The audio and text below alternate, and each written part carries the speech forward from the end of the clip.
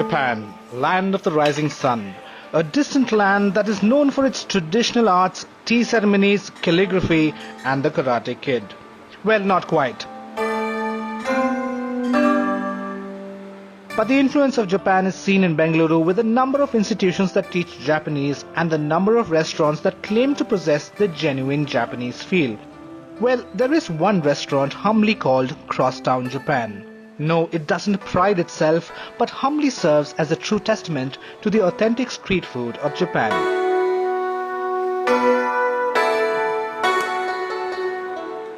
Konnichiwa. Wondering what it is? Well, it means hi in Japanese. And why am I talking Japanese here?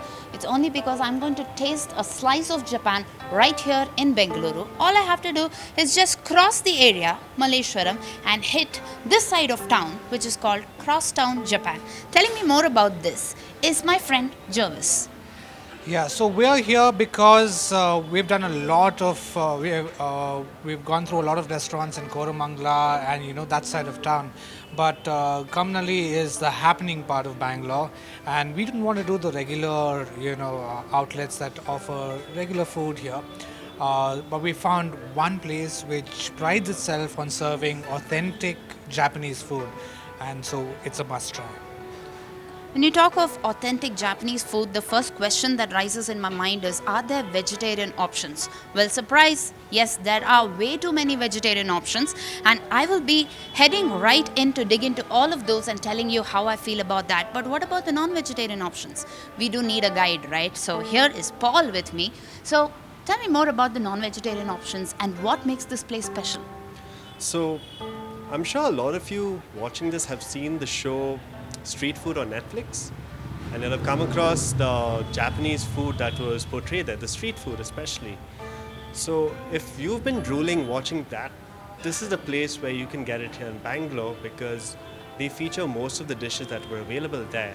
So with regards to meat, there's actually a lot of seafood, and then there's some chicken dishes which you can try. But some of the meat that is worth trying out is the takoyaki, which is an octopus ball. And then they have a couple of sushis and sashimis, nigiris, and a couple of other items which we shall explore soon enough. Thank you, Paul. So I am straight heading into this Crosstown, Japan to find out how the vegetarian options are going to be. So watch us here.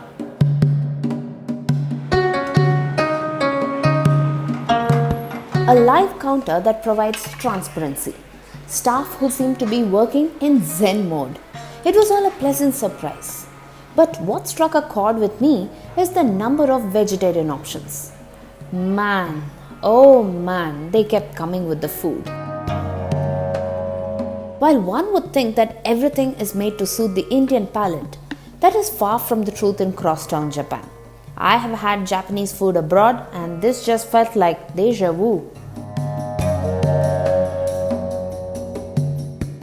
Now this is my favorite. This is called Edamame. It's a kind of bean. Mame means bean in Japanese. And this is something like our very own avarekya, avarekalu in Kannada. It is salted and becomes a perfect snack, suiting my dietary lifestyle, the vegetarian dietary lifestyle, though I don't look like it. And it's a good snack to have because one, it keeps you healthy, and two, for a very fussy person like me who does not like garlic nor mushroom in the vegetarian dishes, this turns out to be the perfect snack. The moment you start, you can never stop.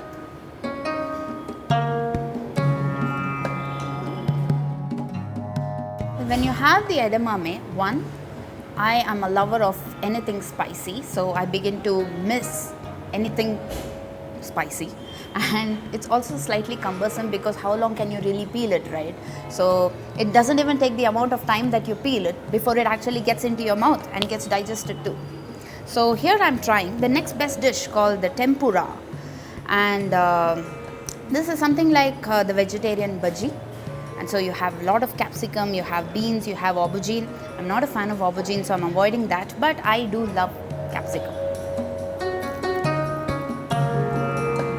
One, it's absolutely colorful, and we must give it to the Japanese people because they give a lot of importance to the way the food is arranged. I would have liked it if it were a tad more spicier in terms of, the flour that is around this capsicum. I'm dipping it into this sauce, which is mainly soya and ginger, and I'm a big fan of ginger. And that adds that much needed taste because it's extremely pungent, and just when I wanted it to be extremely spicy, ginger kind of satisfies your palate.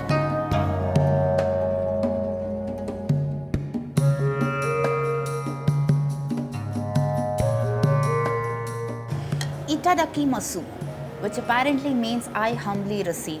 It's apparently a tradition for all the Japanese to say this before having their meal. So here I go with one of the traditional dishes of Japan, and this is called the Miso Soup, made of fermented beans. I don't see any bean in it, but I see a lot of seaweed. This is a vegetarian version, and my friend Paul tells me that this is nothing but a Japanese version of our lovely rasam.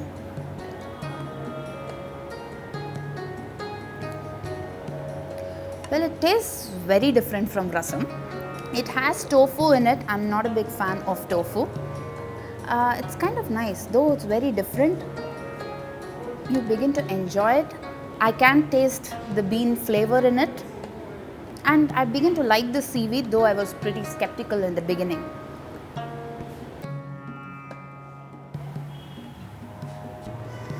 So, rice happens to be one of the staple dishes in Japan, and there's also a lot of fish when it comes to Japanese cuisine.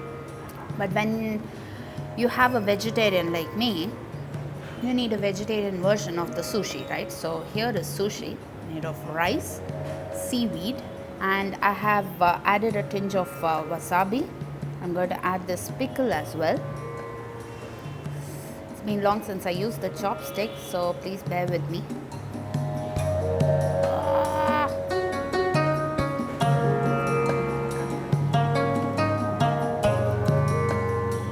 On one hand, it's slightly sweet.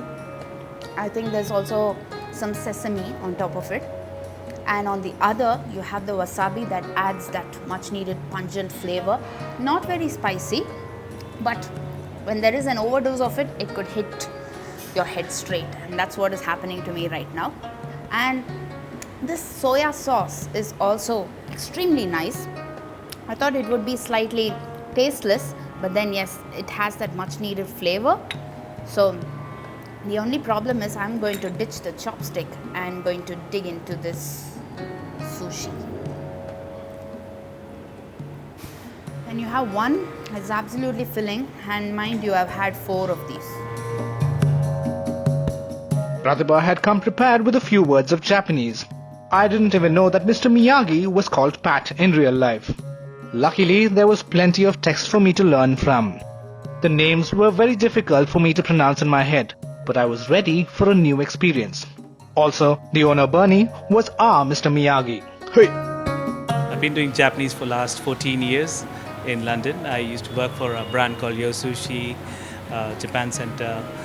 They're very high street restaurants and brand in London.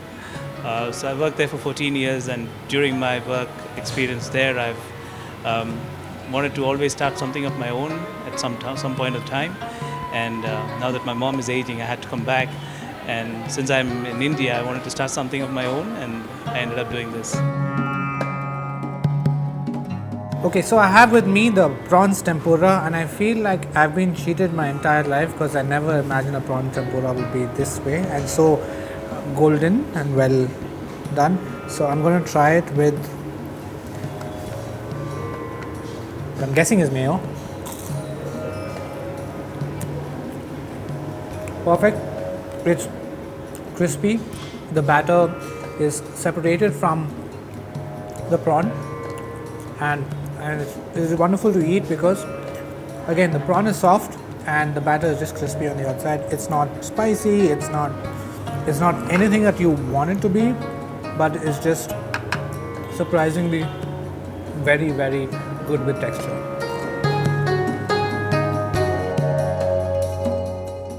So up next I have with me the chicken karaage, and in Japan all the chicken is marinated in sake to knock the socks off the chicken so that it doesn't know what's happening to it. But yeah, and I have with me QB, which is the world's best mayo, and so it's going to be an entirely different experience, I hope, when I eat this, because the smell and taste of chicken will not be there. I don't know what the batter is, I don't know what, but I've never tasted chicken taste like this before. It's, again, it's fried perfectly and it's made so well that the chicken just sort of melts in your mouth. It's not chewy, it just sits right well. Well, it was a good learning experience, but it was necessary to put it to the real test by Paul, the man who knows how Japanese seafood preparations should taste. Hey guys, so what I have here is a very popular Japanese street food called Takoyaki. So fundamentally, it's actually a wheat-based batter with minced octopus in it. And on top what we have here is bonito flakes, and at times you can actually see them dance. And we have some nice soya paste and soya sauce also, which adds to the flavors. I'm just going to open it up for you all to have a look at what's inside and appreciate it. Yeah. Now time to dig in. I'm going to dip this in some soya sauce because it's so delicious. So it's like a bonda, except it has octopus inside with some little bit of spring onions, and the soya sauce actually adds to the flavor, which makes it quite addictive. So similar to the prawn tempura, we have the soft shell tempura over here, soft shell crab. The beauty of this is you can eat it as is because it's a baby crab. And what we have here is the same batter along with tempura sauce and wasabi mayo, just to bring out the flavors. It has a nice meat as well as a little bit of the cartilage, so you get a bit of crunch when you bite into it. And mix it up with the tempura sauce and you get some really nice added zing to it, which most of us Indians will enjoy.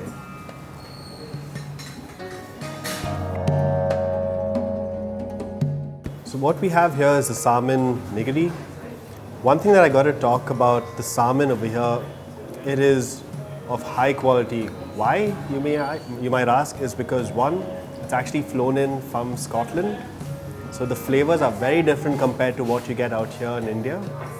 And as mandatory, you put some wasabi on the top. And then you go ahead and put pickled ginger. And unlike other places, the wasabi here is not as strong as as people are not comfortable with, so you can actually lather it and not feel too bad. And the soya sauce, which is one of the best I've had in the country actually. So as you can see, the salmon is fresh, so the flavors are not as fishy that it would make someone who's trying it for the first time not be interested. And on top of that, if you like the vibrant explosion of flavors, that's where the wasabi, the pickled ginger and the soya come into place. And the rice sort of soaks it all in together and makes you enjoy it. Generally, they say Japanese food is very, very light on your tummy, but then when I sit and binge like this, it's definitely going to be heavy. So I'm not walking, but I'm actually navigating to my home, Jarvis. I'm going to take you home safe, but what I want to tell you is that I was really blown away by this place because it's got such simple flavors and you can't liken it to anything, but it's still so fascinating to find new flavors and new tastes in your palate, and that's really something that I look forward to. So I will come here over and over again because the chef here is very nice and he believes in his food that he prepares, and that's what I like about a place. Right, but there's just one thing missing, and that is sake, Paul. I know that would be the icing on top of this whole dish, because as much as this food left us in high spirits, I think that would be a great addition, which we look forward to having in a couple of months. So cheers to that until then, and you please stay tuned to Newsable as we bring you the regular news and updates, and on Sundays definitely do not miss Food Trace. This is Pratibha Raman along with Jervis and Paul and video journalist Karthik.